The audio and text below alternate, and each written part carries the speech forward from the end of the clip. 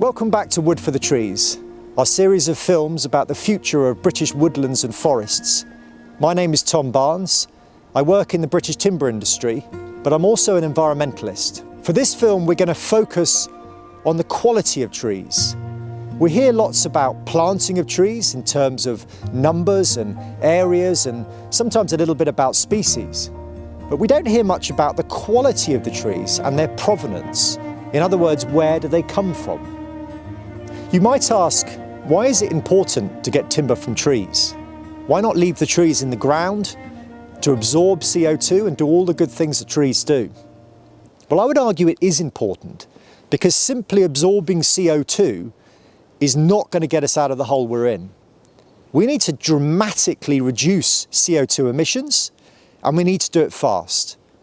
And a big chunk of these emissions come from making building products like concrete and steel and plastic.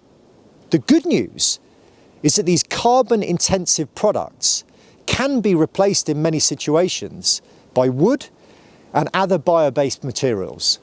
If we can accept that using more wood is part of the solution, where's it all going to come from? We're already the second biggest importer of timber globally behind China. And that's before we fully embrace the use of bio-based materials in building. Unfortunately, despite political pledges, there has been very little tree planting in this country, particularly in England over the last few decades. And almost none of the wood planted is going to yield any timber in the future. I have a special interest in this subject. I've grown up in a family sawmilling business that turns locally grown trees into timber products. So I know what a good timber tree looks like. It wants to be quite tall, straight, and relatively free of knots.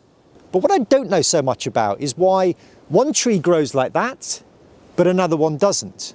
To find out more about this, our producer Charlie met up with Dr. Joe Clark of the Future Trees Trust, an organisation dedicated to breeding improved hardwood trees to support the British timber trade, to find out what they've been up to for the last few decades. My name's Jo Clark. I'm Head of Research at Future Trees Trust. I've been working in hardwood tree improvement for nearly 20 years now. The main aim of the Future Trees Trust is to work with commercially important timber species for broadleaves, and these are like oak, ash, sycamore, chestnut, cherry and birch. So the aim of a breeding programme is so that we can produce trees for planting that are of higher quality than normal planting stock. And this means that it's quicker for these trees to get established, maybe saving a year in establishment costs. It means our trees can grow a little bit faster. It means that the rotation can be reduced a little bit. These trees, with their longer and straighter lengths of timber, will be used in bigger building projects rather than planting lower quality stock, which often ends up as firewood. The very start of the breeding programme is our base population, which we call our plus trees. These are outstanding examples of a tree of its species. So let's talk sycamore, since we're at Bathurst Estate. So sycamore is a little bit controversial because it's not actually a native species.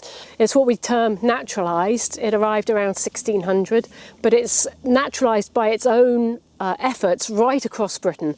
And in fact, if you look at the genetics of sycamore, you can see that it forms one